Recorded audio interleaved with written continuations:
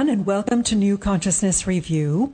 Our guest today is Kahu Fred Sterling, a healer, author, and medium for Kira-El, a seventh dimensional being and master guide.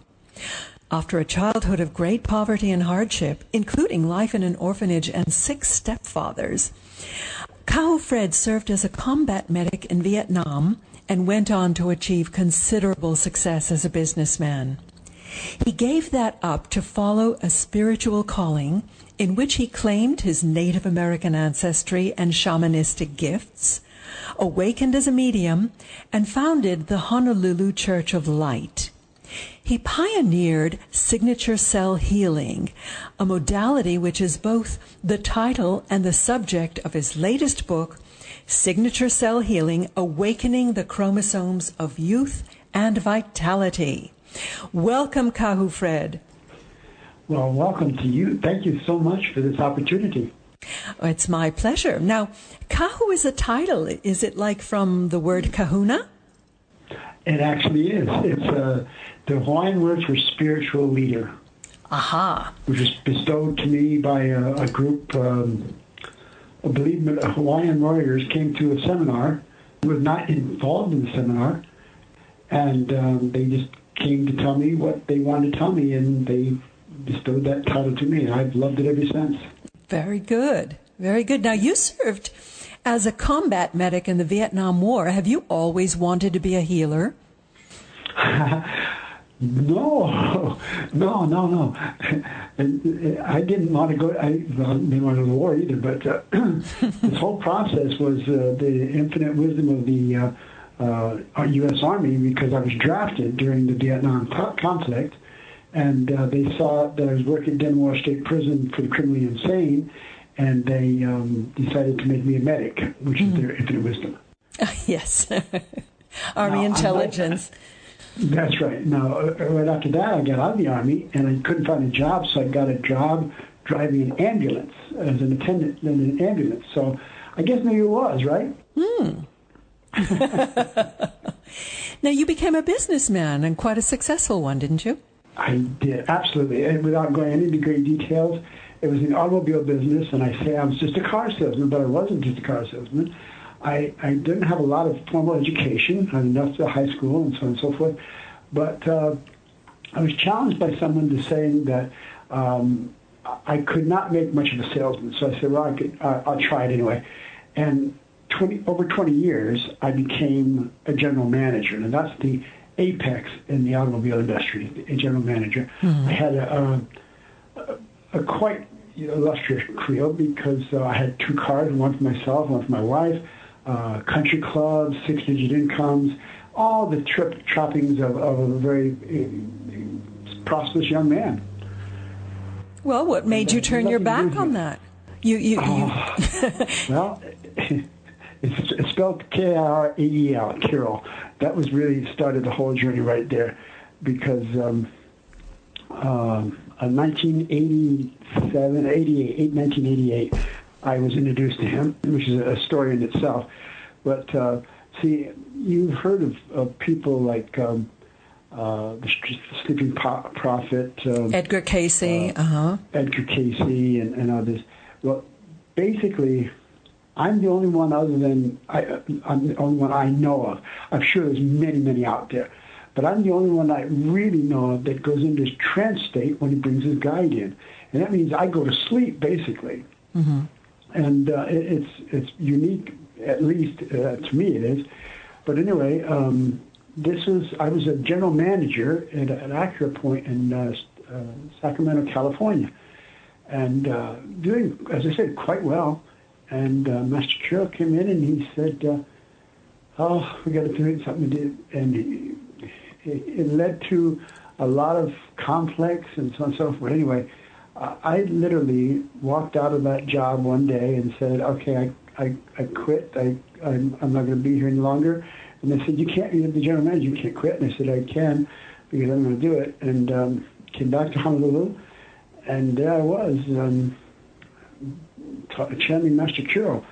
And I tell you these things, Miriam, because I think everybody can understand what I'm saying. I a six-digit income from six-digit income to zero overnight. And I asked my security, I said, well, how am I going to make money at this? You know, I mean, people don't want to talk to somebody sleeping on the floor. But he said, well, we'll do some things. We'll write some books. And I said, well, wait a minute. I can't be writing books. I don't know how to write a book. He said, well, I'll help you. I said, all right. So he wrote a couple of books. And then he said to me one day, he said, what I'd really like to do is I'd like to get you started on your healing journey. And I said, what's my healing journey? And he went on to explain it. And there I was, with it from that point forward, I was on the healing journey beyond my wildest expectations. But that's where it came. How long did it take you to get over the hump of thinking maybe you were going crazy to actually accepting that this seventh dimensional being was speaking to you? Oh, it was really bad because when I first met him, I was sound asleep. I had taken my wife to see another channel person. In fact, he's talking to someone at the church a couple of days ago and talking about she happened to be in that whole mix of this thing. And I went to see this. I wanted to go with my wife because I didn't trust these people, you know, the mediums and channels and all this other stuff, you know. They're too weird. So I went with her to protect her. And but I was so taken by this young lady, and I don't, she's probably not shining anywhere right now, but she was talking about things like death experiences. And this is like 22 years ago, something like that. Mm-hmm. And I had to get my head wrapped around that for starters. Anyway, long story, I'll make it really short. I went home that night and told her, "Well, you're going back?" She said, "Yeah, I'm going 3 times." I said, "Okay, I'm going to go with you all 3 times because I don't like these people. They're strange." And but I really wanted to hear it because this is interesting stuff I was telling you right now. Went back the second time and the third time, and then one more time beyond that. This is what it was unbelievable because what I did was the ladies come in to see this other lady, and they'd wrap up the chairs around in a U shape, and she'd sit in front of the toppers, right? Mm-hmm. And what I did was I would sit out behind where the ladies were sitting. So I'll give you a picture of that.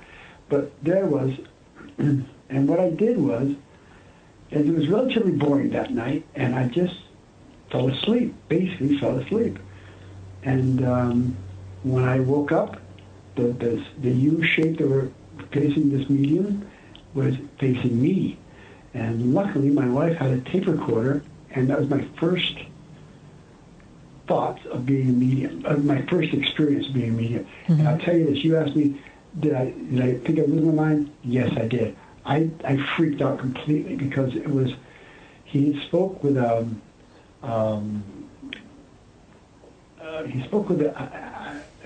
Scottish accent, really deep Scottish accent. Couldn't hardly understand him.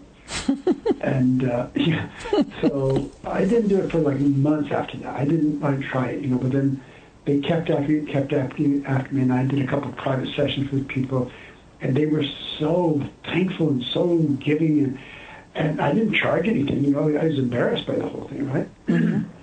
But over a period of time, I started doing this whole process and writing books, and everything fell into place.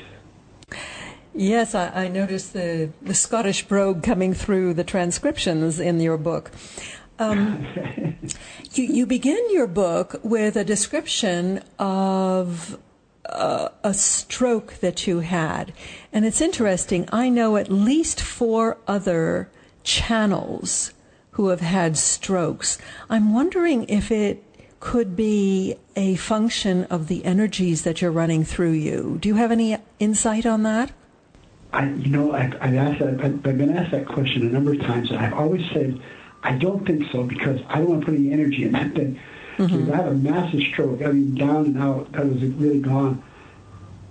But I heard what you just said, and maybe 30 or 40 people have told me the same thing. So it may have something to do with it. I don't know how it could be, but I guess it definitely is possible. Mm-hmm. Mm-hmm. Well, Okay, as you say, we're not going to put any energy in that direction. And you. Now, how did you come to believe in energy healing? Was it all through Master Kirael? Yeah, basically, he's been with me from day one all the way through this whole process. But he's been so patient with me. It was about 2003, 2004, somewhere in that. I'd have to check to be sure. When I did my first talk with him in public to an audience, so to speak, and it was relatively hard for me to do it because I didn't know what to talk about, right? So I just told him I'm a medium, and I'm going to go to sleep, basically, and that's all I did. And proof, he'd come back, and I'd come back, and people were fawning over me and thanking me and blah, blah. Oh, my God, it was embarrassing because I didn't know what the heck they're talking about, right? But I started listening to some of the tapes, and I think, wow, he's sharp. He was. God, his knowledge was so expanded and powerful. My voice has lost most of my luster is gone on my voice, from the stroke beyond. But I can tell you this, when he comes in, you know it's him. There's no question about it. And if you do question it, it's all right because I don't care. I'm going to go to sleep anyway. But I got into this healing because he would tell me he relates a lot to Master Jesus. Now, I don't care about your belief system, so I'm just sharing what I'm sharing. He related a lot with Master Jesus, and he says that Master Jesus was probably the most prolific healer that's ever visited the earth plane in the last 5 or 6 centuries, something like that. I thought that was pretty powerful by itself, right? Because Master Jesus, I always thought was like a religious leader and so on and so forth. But he doesn't deny his religion, but he said, Master Kirael said that Master Jesus was a prolific healer and healed masses of people. And he go ahead and tell me all these things and da-da-da-da. And he patterned much what he talked to me about, not to make me a part of Master Jesus. Please don't let your listeners hear that.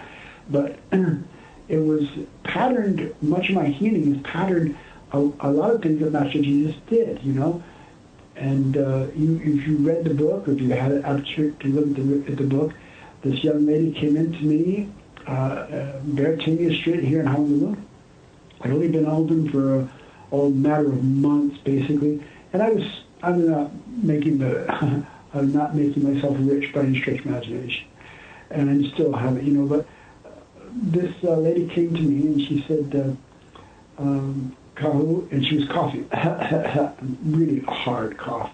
And I said, what's going on? She said, well, she told me the story that she had an attack on her left lung, and it's some kind of disease that she had a mild lung word to attach it to it.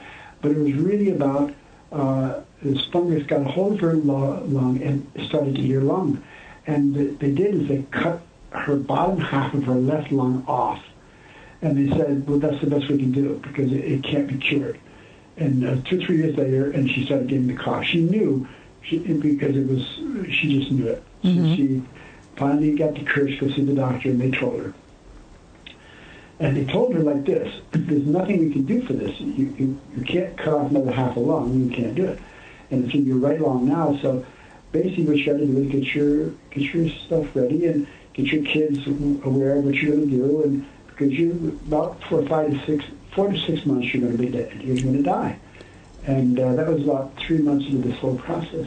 Mm-hmm. And she came to me and she said that she ran into a friend at the supermarket down there, and her friend told her about me, and she said, I've got nothing to lose. I'm a fully religious person. I'm a Catholic and so on and so forth, and I don't know what you're going to do, but if you do anything, fine. If you can't, then I'm going to die. And I said, well, gee, we don't do that right now. Anyway, so I went to work with her, and over a matter of about 2 months, this is again long story, I'm sorry, but 2 months later, I was sitting at home one night with my wife, and the phone rang, and it was her on the phone. She said, Kahu, can you hear it? And I said, what am I hear? She said, listen. So I listened, and I couldn't hear anything. And she said, my husband wants to talk to you. So her husband on the phone, he said, Kahu, I don't know what you did. She hasn't coughed since 8 o'clock this morning, and this is 7 o'clock at night. And we have never had this length of time without her coughing. I think you might have cured her. And I said, well, that's great. That's wonderful. What was I going to say, right?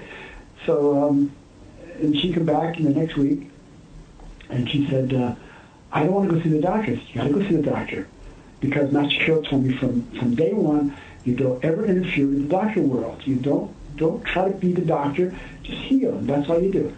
And so after I talked her into going to see the doctor, and the doctor said, I don't know what he did about talking about me, because she told him, and he said, I don't know what she's done, but I can tell you this, they're going to have to rewrite the medical dictionary. And I said, whoa, that's good. That's ridiculous. So anyway, that was my first healing of any magnitude, and maybe one of my favorites because she was such a kind lady. She came in to the church, or it was a healing center at that point. It wasn't even a church at that time. She came into the healing center, and she did a film for me, and I got some tuck away something. I don't know what it is, but she was so kind and beautiful about this whole process. I think I'm pretty sure she's still alive here, and this is like 20. Wow. Years ago, wow. Like wow. Now, you call your modality signature cell healing. What is the signature cell? Well, I can tell you this.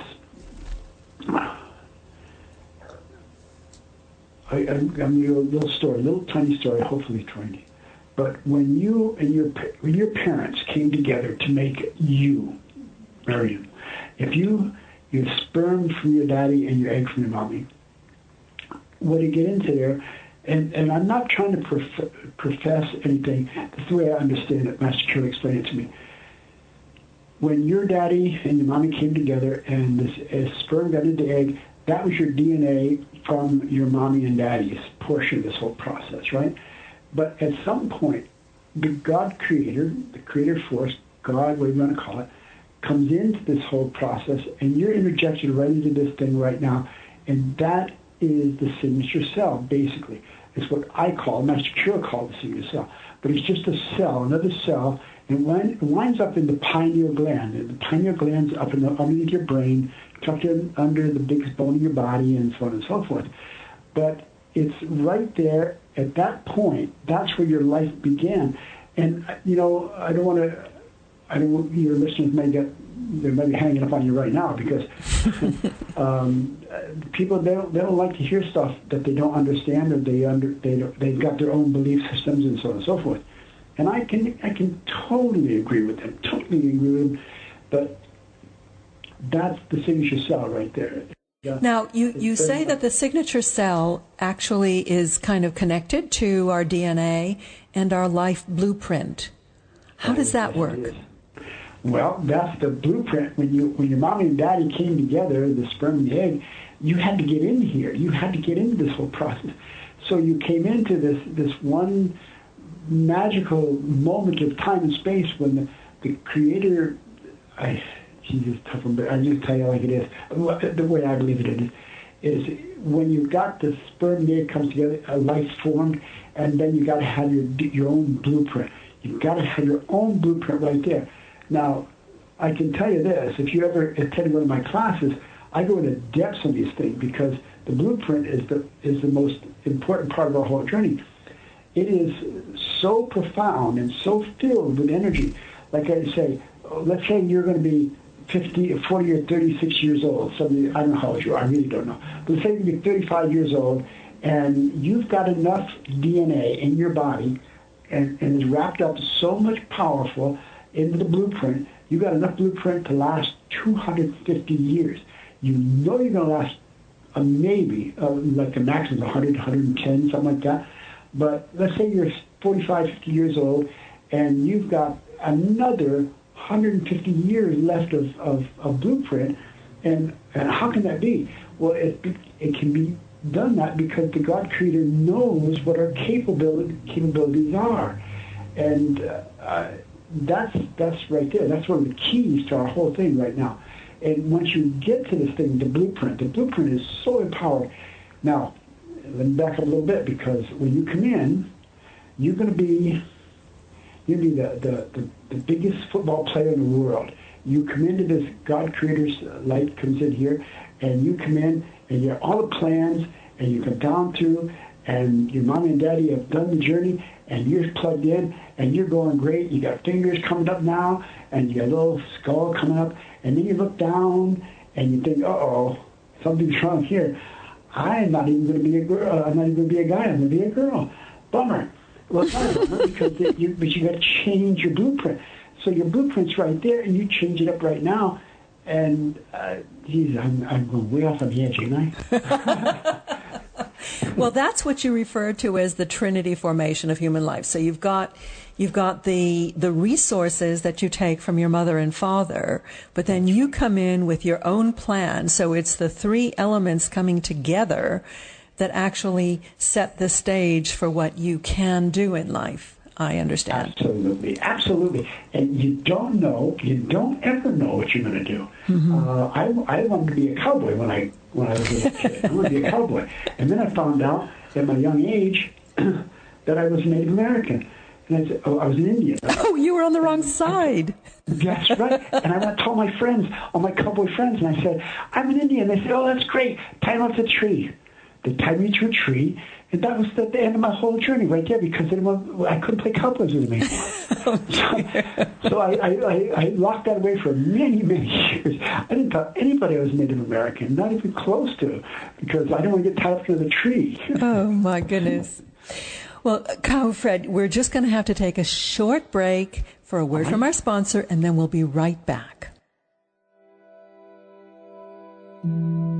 Silent, the Power of Silence, by Gregory Malouf, founder of the Epsilon Healing Academy.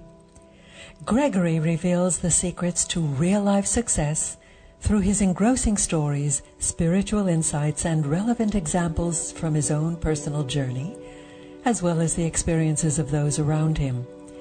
It is these examples and the simple yet highly effective steps that you will easily integrate into your own life that make Silent so remarkable. Silent answers the most commonly asked questions. How can I consciously create the life I desire? How can I overcome limiting beliefs that hold me back? How can I live free from self-doubt, stress, and anxiety? How can I have more authentic, loving relationships, more wealth, and more energy for what's really important? Silent is an overwhelmingly honest account of Malouf's own struggles, from childhood abuse to outstanding success, to personal crisis, and finally to complete self-fulfillment. His story is interwoven with practical advice, inspirational teachings, and motivational exercises which instantly give you the answers you seek. Malouf has made it his mission to help others understand what is holding each of us back from living life to the fullest. Don't wait. Become aware, save what you have, value what is truly important, your innermost desires, and create the life you deserve. Go to www.gregorymalouf.com/silent offer. That's GREGORYMALOUF.com/silent offer. There you'll get more information about Greg and the book, Silent, the Power of Silence. And we're back. We're speaking with Kahu Fred Sterling about signature cell healing, awakening the chromosomes of youth and vitality. So, Kahu Fred, we were talking about DNA and the chromosomes of youth and vitality.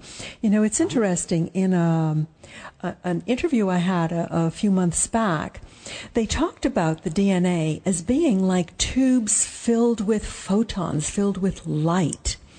And that kind of fits in with what you describe as the role of the DNA. I've never heard that one. That's beautiful, though. I never heard of a tube filled with DNA with photons. Yeah. But photon energy is powerful stuff. It really is. I call it the God Creator's energy, right? Because it's golden particles, and I can tell you this: once you, if you know anything about my system at all, you know that we direct the energies to ourself through these golden particles of light, and I think that's beautiful. The DNA and the blueprint's really powerful stuff. Well, I read that visualization, and what happens if you're not very good at visualizing and you can't really feel these kind of golden particles coming in through your crown? What do you do then? God bless you, God bless you. That's so beautiful. I can tell you this. I'm not special. I'm really not special. I'm not saying that to put myself down or put myself up. I'm not special. I'm just a man that believes in what he's talking about. And I can tell you this. If I can do it, anybody can do it. That's the key. I don't care what your background is. If you just come with me, and you work with me for a couple of days or whatever, and I can tell you it's so empowering. But, now, Mary, I want you to hear me say this. I graduated a lot of people over the years. A lot of people have come and gone to my whole my trainings, and I guarantee maybe as many as 65-70% actually kept it going after this training. Some people they love the training. They come back a couple times and so on and so forth because it's such a thrill for them to do and be part of this whole process. But I'll tell you this, you've got to get your prana breathing. So we spent a lot of time in the seminar talking about prana breathing and actually showing you how it works. And we can show you by taking your hands and putting them in front of your face and pressing them without touching. And there's so many things you can prove that it's there. Well, I can tell you this, that young lady, Wanda, I told you about, she didn't have to be any further proof than what she did right there. Mm-hmm. And the thousands of people that I've healed over the lifetime of my journey here, it's... well, you say that prana breathing is sort of the core of signature cell healing, the foundation, if you will.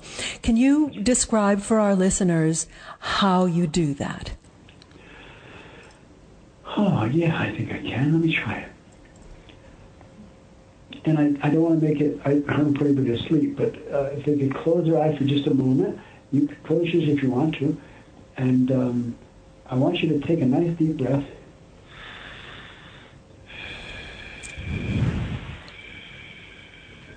And continue to do that for just a couple minutes.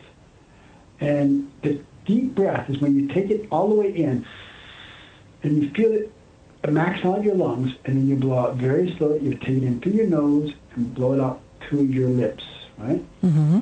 And now, after 2 or 3 of these things, you're going to find out that it is a powerful antidote for anything that's out of your whack right now.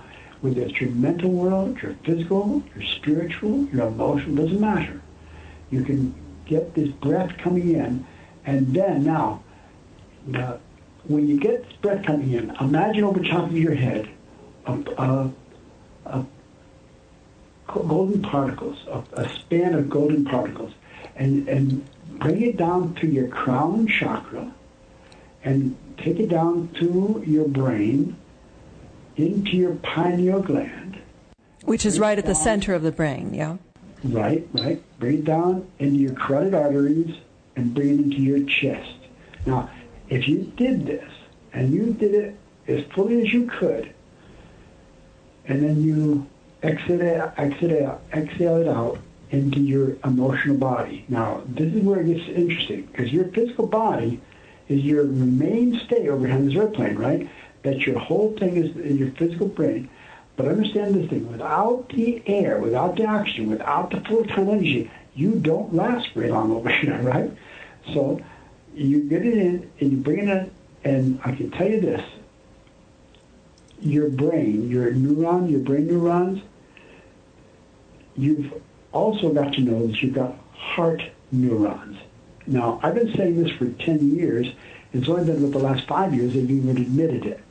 But understand this, your heart neurons are 5,000 times stronger than your brain neurons. Mm-hmm. Now, you have to they have much mathematics to figure that out. 5,000 times stronger than your brain neurons? That's right. Because we are heart energy folks. We are heart energy, heart driven. And understand this thing. When you come into this earth plane, and I don't mean to be philosophizing or anything like that, but you come into this earth plane, you come into a yin-yang reality. Everything has an opposite on this third dimension. Everything. And the third dimension is just the way it is. In this dimension, everything that you're going to have is good, then you're going to have a bad one too. Every bad you're going to have, you're going to have a good one. Well, I can tell you this. If you could get to this photon energy and get it into your heart chakra and get you the mix of this whole thing, and then I can tell you this, you can drive it up your shoulders, down your arms, into your hands, and give it to somebody else right there on the spot. And I tell you this thing, I thank you for having me on the program and everything, Miriam, but I could never explain to your listeners how powerful this whole process is until you experienced it. Sure. And you'll know what to do. Sure. Now, you drive this energy through the power of your intent. In fact, that's the core of a healer's art. It's the clarity of their focus and the power of their intent. So what is the role of intent and also the power of love? How does that combine? That's so beautiful. Beautiful. God bless you. I should have a copy of this article and give it to people, because the power of intent, like I said, in the first day in the seminar, if you want to come, but understand, this seminar is geared to make you into a healer within 3 to 4 days, and that's about the most you're going to have right now.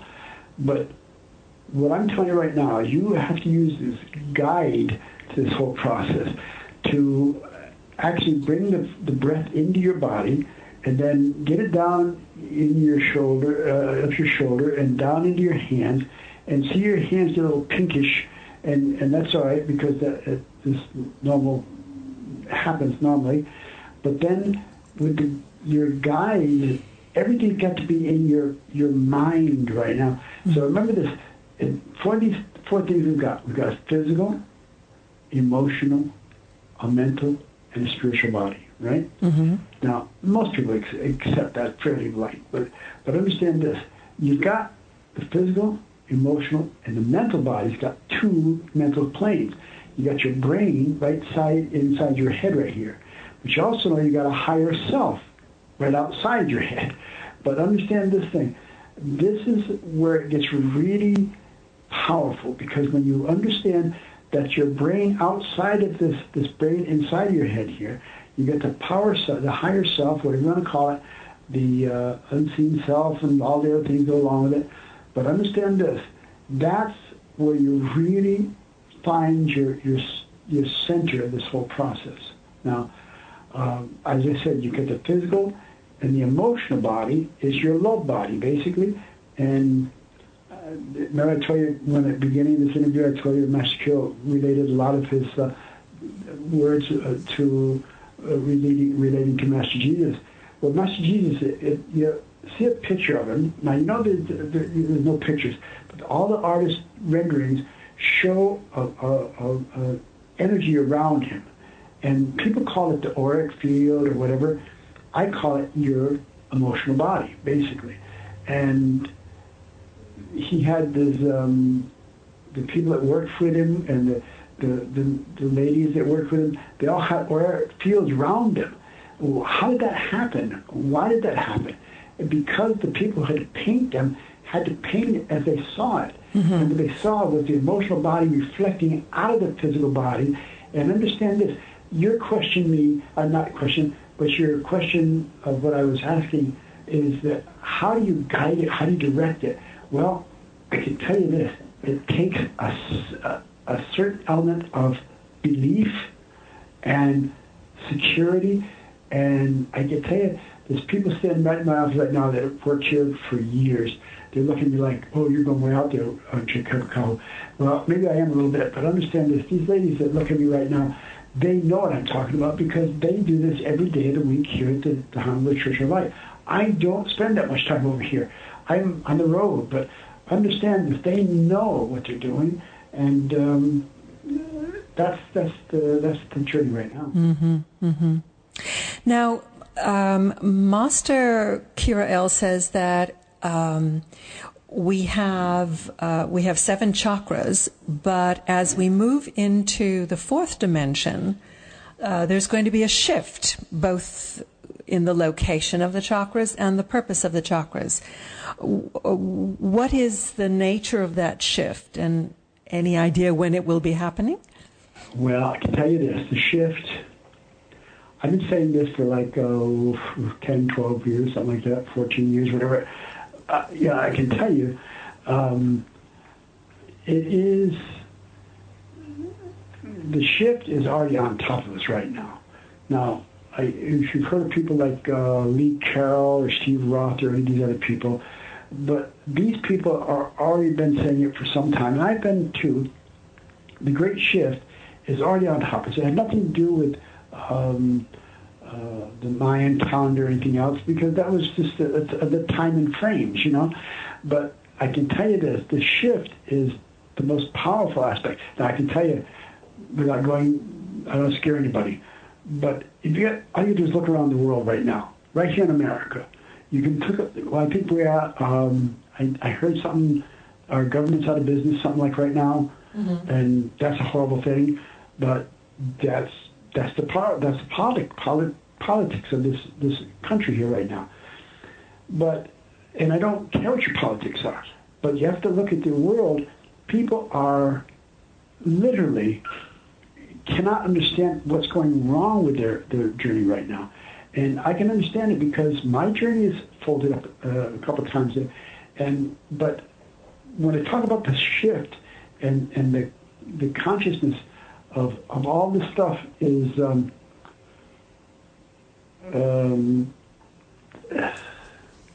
it's really powerful, because if you sit around thinking it's going to come to a big boom and everything will blow up, it's not going to happen that way. Mm-hmm. It's going to shift. The 4th dimension is already upon us right now. The 3rd dimension is the world of duality. The 4th dimension is the 4-bodied process and understanding everything is absolutely perfect as you begin to guide yourself through this whole process. Mm-hmm. And that, to me, is the kick right now. Getting back to signature cell healing, actually bridging these two notions, you speak of the importance of total focus on the part of the healer and absolute conviction that you can heal a person. And I believe this is a common theme with just about any healing modality, whether it's alternative or conventional. Now, what do you think is the mechanism by which a person heals him or herself? You mentioned the word trust. I'm wondering if that plays a role. Absolutely. Now, I said it, but I don't know, because they don't like to hear what I'm going to say. You don't have to be a signature cell healer. You don't have to be a Reiki healer. You don't have to have a doctorate healer. You've got to have faith in what you're doing. And if you've got your faith and you can instill any part of that into your client, your healee, then they're going to get better. Now, I can tell you this right now. Just a few minutes ago, I sit in my office and my little cell phone off, and a lady called me from Las Vegas, and she said, Kahu, I'm having a terrible time. My face is swelled up. My eyes are I can't see very well, and I don't know what to do. And I said, well, first thing, I called her back. I texted her. I said, go see the doctor right now, but I'll send you some energy right now, and you wait a couple minutes and see what happens. So I did some long distance healing on her. Now, I'm really, I hate to say it, I'm really powerful with the long distance healing thing. Anyway, about 5 minutes later, she called and she says, it's working, and that's great. Now, did I do anything? I did, But I don't, I can tell you this. Maybe just that I told her I was going to do it. Maybe that's all the healing she needed, right? Mm-hmm. And there's nothing wrong with that if she's healed. Absolutely. Okay? Yeah. So you go to the doctor in Las Vegas or New York or California, wherever you're going to go. You wait an hour, half hour, 2 hours to get to see the doctor, and then he's going to tell you what's your symptoms. And you say, oh, I got pain right here. Was it a sharp pain or a dull pain? Oh, la, la, la, la, la. And they want to give you some tests and some medications to go home. Well, I can tell you this. I never, ever, I would have anybody's head on the platter, as they say, if they didn't. They have to talk about the doctor world as well, because... I remember interviewing or hearing a talk by a doctor who, medical doctor, who cited a piece of research when he was a student, whereby they found a direct correlation between the confidence that a doctor had that a patient would recover and the patient's recovery rate. So it's essential for any kind of healer to believe, it's almost on an energetic level, to hold the energy of healing, of wellness, and then to convey that somehow to the person being healed. So whether that's the placebo effect or whether... you actually get the two of you working together in concert to create this healing. It works. So as you say. Right. Well, I can tell you this. I had this lady just a short time ago. She was in Russia. She was in Russia. And she had a pain going down her spine, and it based on her backside, right at the base of her spine. And she couldn't hardly get out of bed. So I did as long as I traveled over there, and I was going to this, and I looked at her brain, basically. I had a vision of her brain, and not the front lobe, but behind the parental lobe, parietal. See, I don't know the terms, but understand that I something up there. I saw a bunch of nerves that seemed like tangled up and twisted. So I went in there. And this is going to sound weird, but that's right. I went in there, and now, remember, she told me her problems in her lower back, right? Mm-hmm. Well, she was telling the doctors for months of this whole thing. Anyway, I went in there, and I just kind of massaged this little thing, look like a little clump of nerves all twisted up. And they kind of broke apart. I said, well, that's cool. So I said, I was all over it, and I said, I'll call you in a couple of days and we'll see what's going to happen.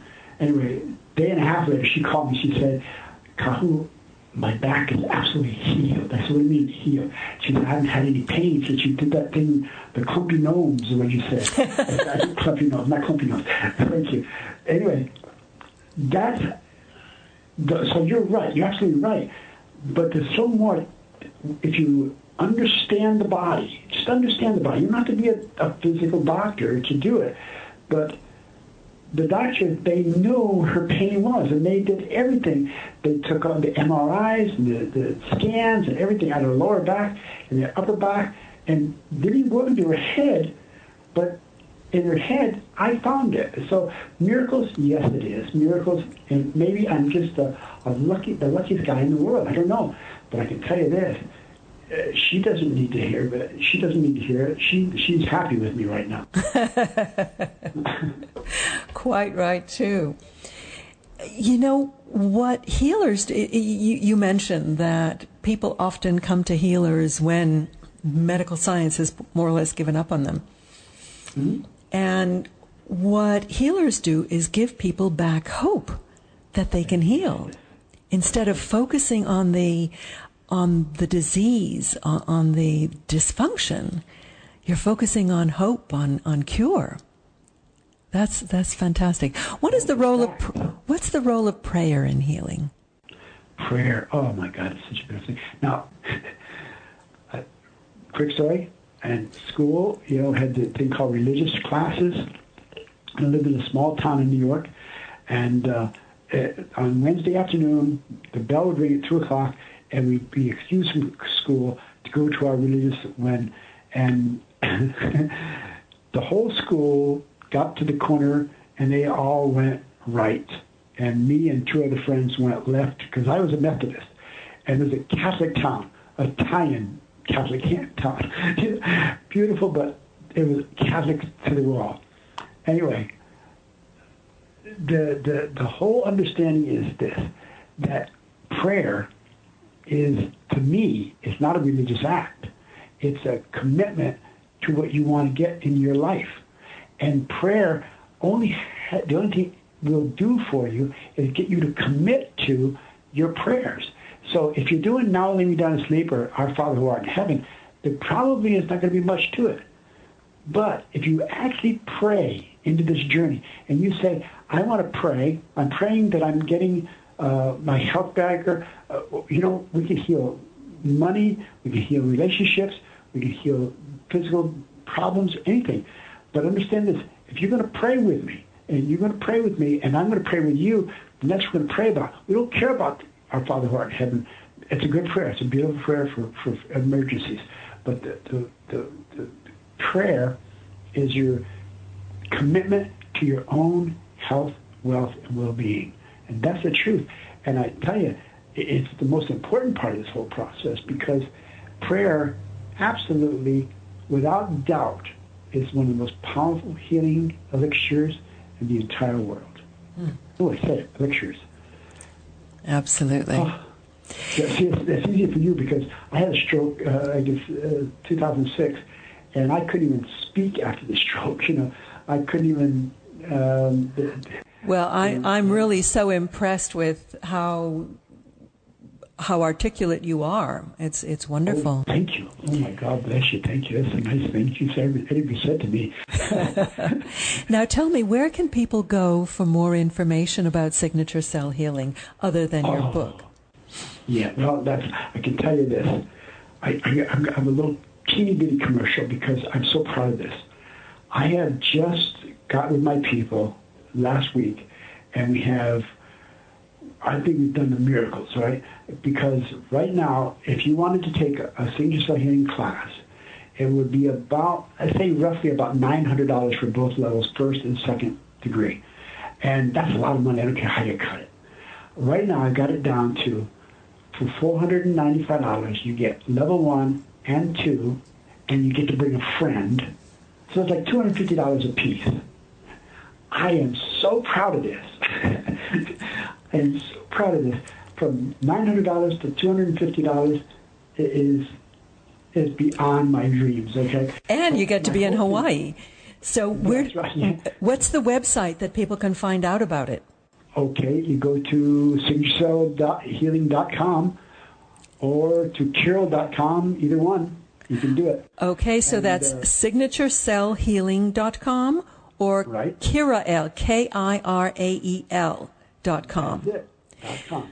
Great. Well, we've been discussing signature cell healing, Awakening the Chromosomes of Youth and Vitality by Kahu Fred Sterling.